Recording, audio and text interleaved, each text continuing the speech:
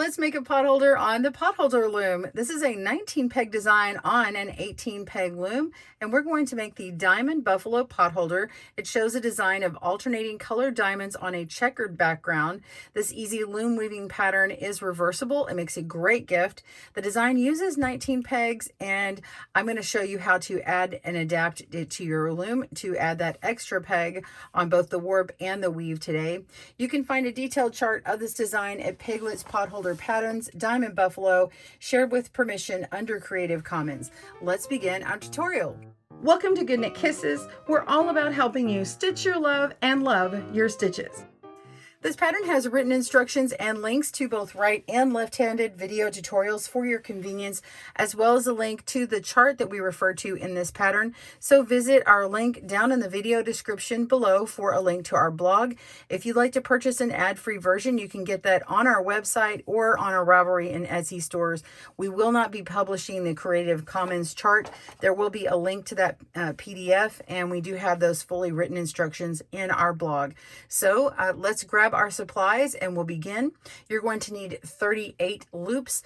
I've got 19 loops of color A in red and 19 loops of color B in light green, and of course my 18 peg loom and your tool of choice for weaving. I usually just use a crochet hook at the very end, or you can use one of these loom weaving tools.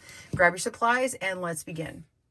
For the warp, which is this up and down vertical part, you're going to place color A vertically from top to bottom or bottom to top on pegs 1 through 18, and use the columns of the pegs at the end for your 19th peg for the warp, which is right here. So it's going to go across that. So now go ahead and put all of your loops across. Every single one of your color A will take up all of these. So go ahead and do that. Pause your video as needed.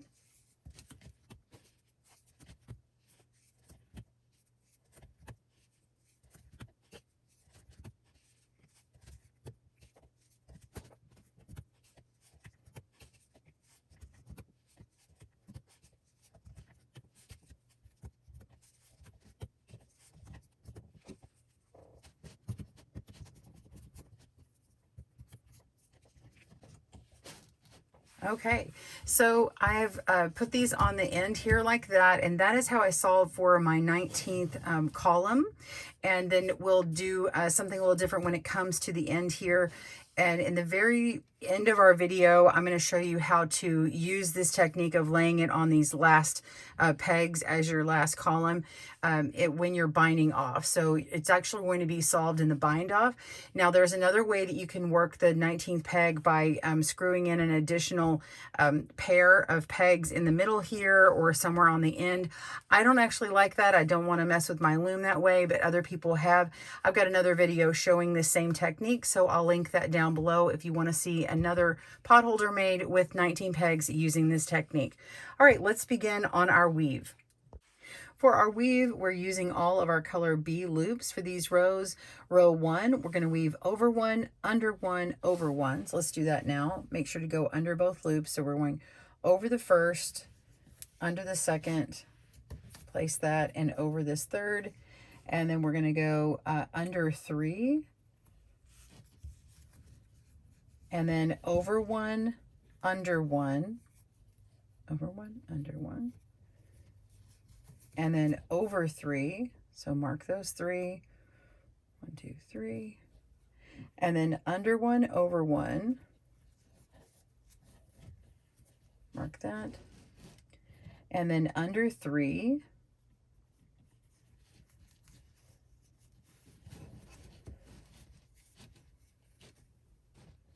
And then over 1, under 1, over 1. So this one on the 18th peg, we're going to go underneath. Make sure you go under both of those, and then place it on our sort of invisible 19th peg. Just place it on the end here, and it's technically going over this 19th stitch, and we'll address that at the end. Row 2. This one's a little simpler. We're going to weave under 1, over 1, 9 times. So go under that very first one and place your loop. Over 1. Okay, so we did that 1 time. And 2. 3, 4, 5, 6, 7, 8, 9. So we're going over this last one here, and we're going to go under this one on the end. So we're going to pick these up and slide it underneath. There we go. See how it's still going to be like this. Don't worry about this outside part right now. Go ahead and push all those up, making room because we're going to crowd in 19 through here. All right, so pick up another one, and row 3, we're going to weave over 1, under 1 9 times. So the opposite. So over this first one and under the second. Okay, that's the first time. So that's 1. There's 2, 3, 4, 5, 6, 7, 8, 9, and then place it on that last peg there. Okay, row 4, I have to pay more careful attention to this one. We're going to weave under 1, over 1, under 1. So go underneath that first, over the next, and under that third. And then weave over 3. So we're going to mark 3. And under 1, over 1, under 1, over 1, and then under 3,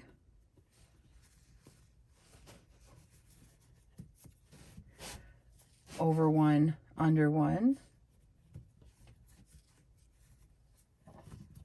and then over 3, and then under 1, over 1, and then under that very last one, the 19th stitch. So get in there and place it on that peg. That's 4 rows. Number 5, another one we pay careful attention to. Under 2, over 2.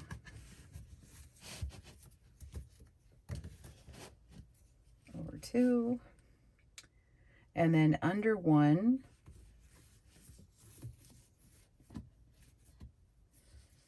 And then over 2, under 2, over 2, under 2, and over 1,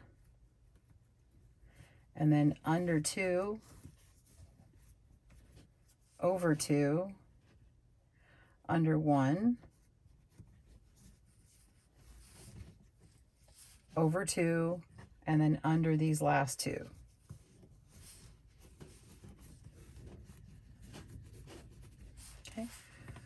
Row 6, 7, 8, and 9, we're going to go backwards. So we're going to make row 6 like row 4, row 7 like row 3, row 8 like row 8 like row 2, and row 9 like row 1. So you'll see them kind of go backwards and ease. So just look back at your written pattern to see that. Row 6 is like 4. So we're going to go under 1, over 1.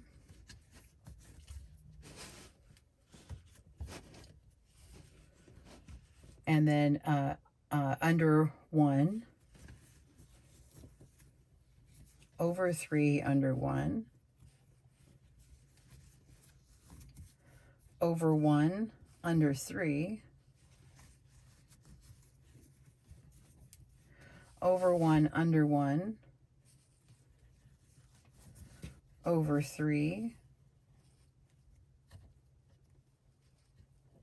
and then under 1, over 1, and then under 1.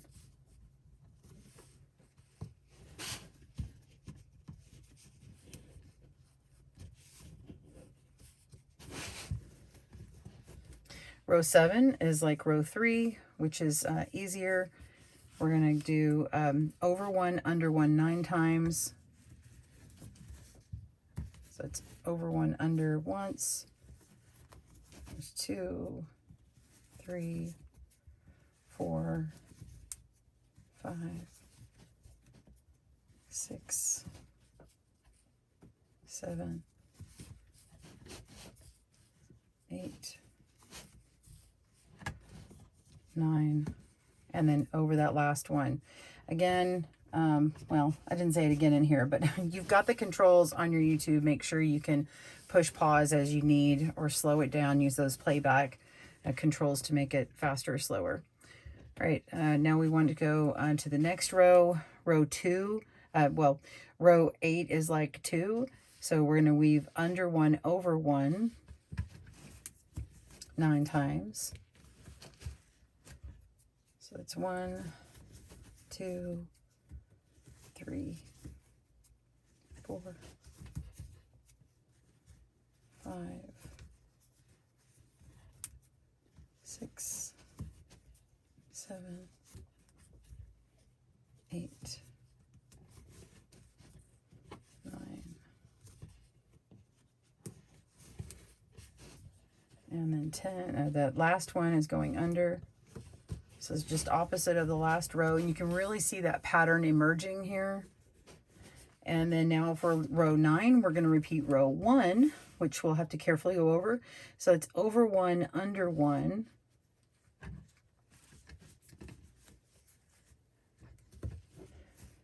And then over 1, under 3. Over 1, under 1. Over 3, under 1, over 1, under 3, over 1, under 1, and then over that last one.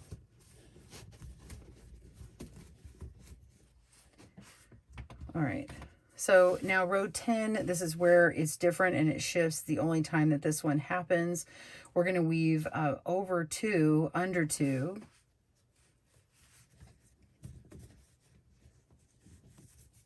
This is where our pattern is going to shift and continue a repeat. So we have to have this sort of midpoint. So that's over 2, under 2, and then we have over 1, under 2, over 2, under 1, over 2, under 2, over 1, under 2, over 2.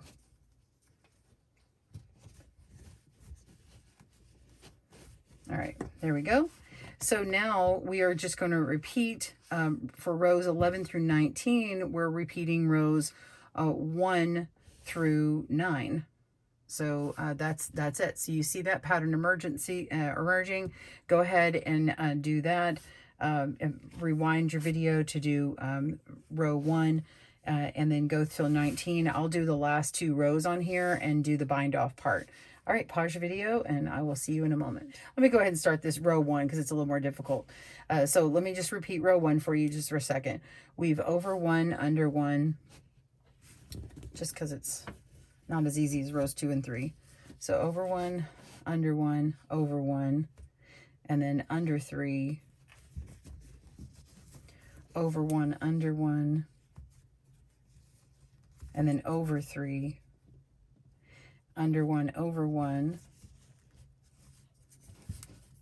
under 3, over 1, under 1, and over the last one. Okay? All right, finish rows 2 through 7 or 8, and I'll meet you for those last row or 2. See you soon. Okay, so for row 19, we need to repeat row 9. Row 9 is the same as row 1. We're going to weave over 1, under 1. So we're going to be working with this line here. We're going over 1, so just place it directly on top. And then we're going to go under this one here. Go ahead and lift it up like that. And you can actually completely move this underneath, okay? And place that back down. Now we're going over 1 as our next one. and we're going to go under 3.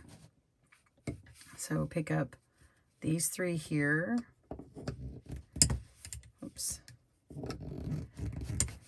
1, 2, 3, and then lay this down. If you need to stretch it across and hold it, that's fine. Lay these down. Oops. Okay, and then we're going over 1, under 1. So skip this one and go under 1 and set it down and place this. And by the way, this is doubled up over here on purpose. We're ignoring this for now and going ahead and making these where there's only one single loop across here, and we're going to fix this side here in a moment. Okay, so we've gone under 1. Now we need to go over 3, which is obviously easy to skip. Then we're going to go under 1. So skipping those 3, go under this one.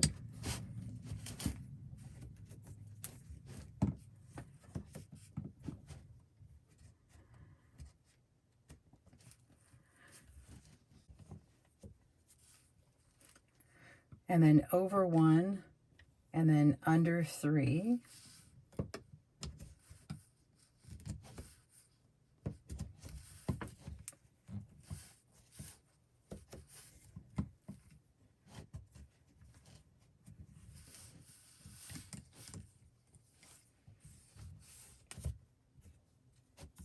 And then over 1 and under 1 and then over 1. So we're just going to go under this 18th one here.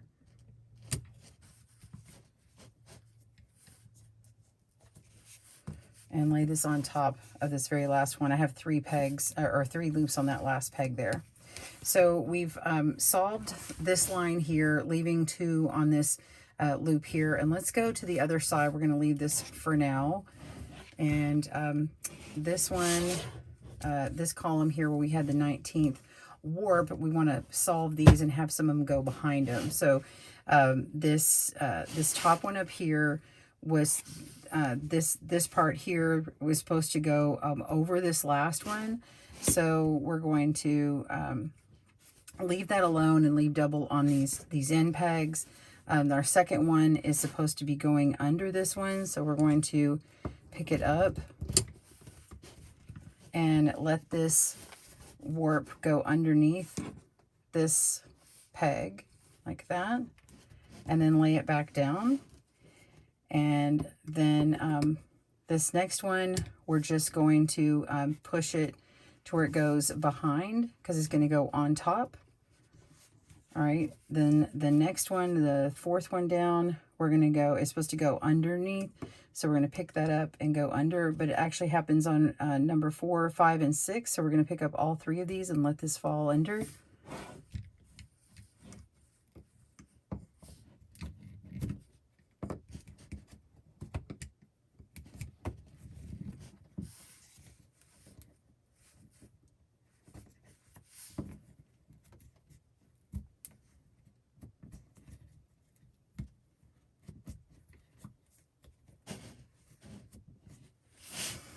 Okay, and then on 7, it's supposed to go over, so just let it fall over behind there.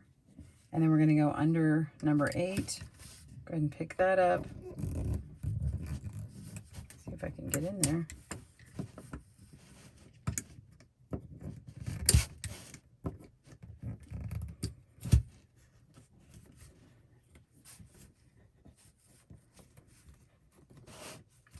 And then 9, they're supposed to go on top of all, the next 3. So 9, 10, 11.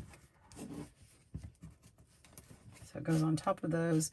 And then under this next one, 12, and over 13. And then, so we'll go ahead and do this and just pick this one up. You can pinch it with your fingers. That might be easier. There we go. Let it pop under, and you can go actually around these 2 here. Do the same thing. And then now we need to go underneath the next 3, these 3 here. So we're going to pick all those up. 1, 2, and 3. Don't drop it. Let those fall over. And it can go ahead and fall over this 4th one here.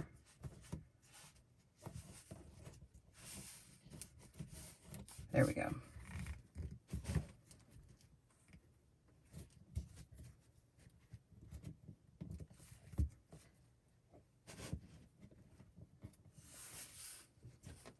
And then we'll address this here in a moment. So we're going to start binding this off and going all the way around.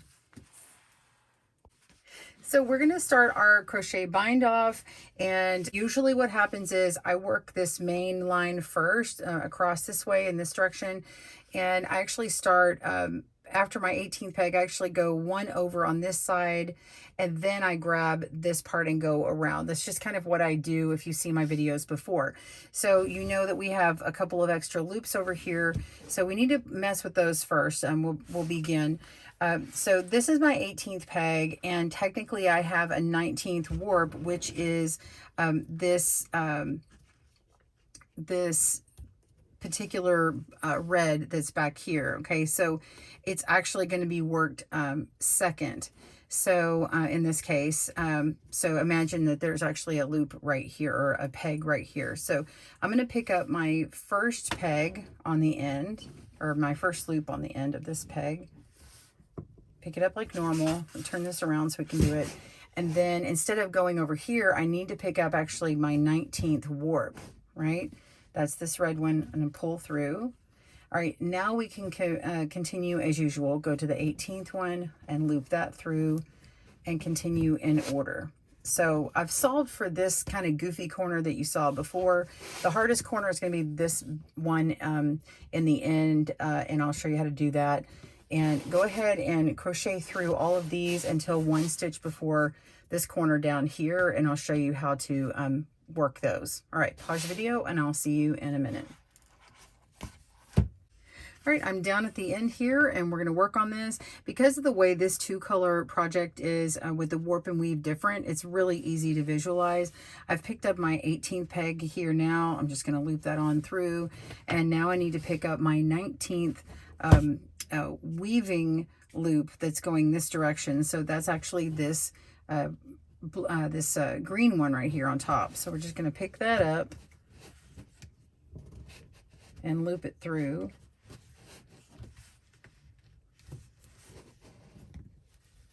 There we go. Turn this around, and then we're continuing on. So because we already set everything up before, we're going to go all the way down, and then we're going to work this corner here. So go down until a couple stitches before, pause your video, and I will meet you there. See you soon.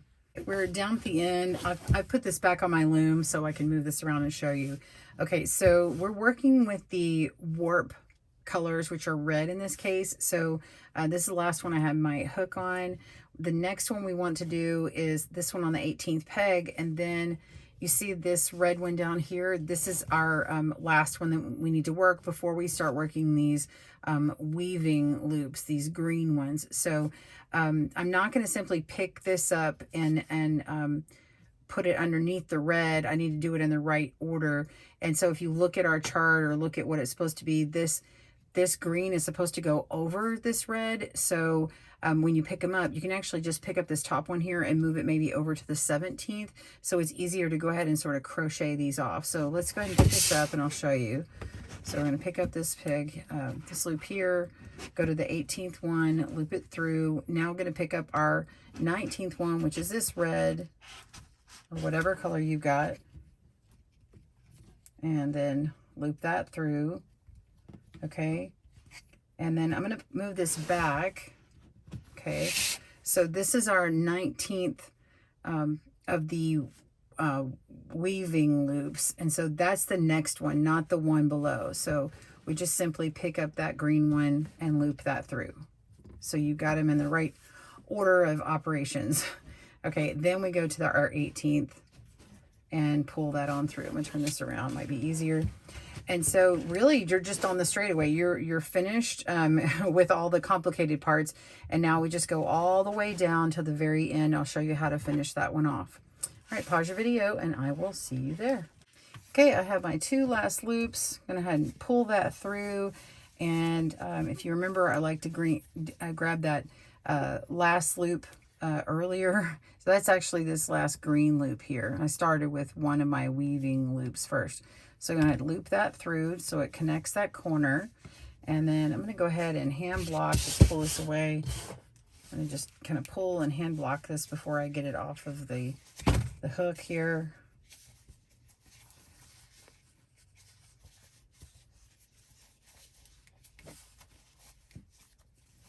There we go. Got my square done. And now I can just pull my loop through and weave it in the back. Flip it over. And I like to go through there and underneath a few more loops for good measure. It's nice and secure. And that's it. Well, I hope you've enjoyed this tutorial for your Diamond Buffalo Square pot holder. Thanks for joining me again at GoodKnit Kisses.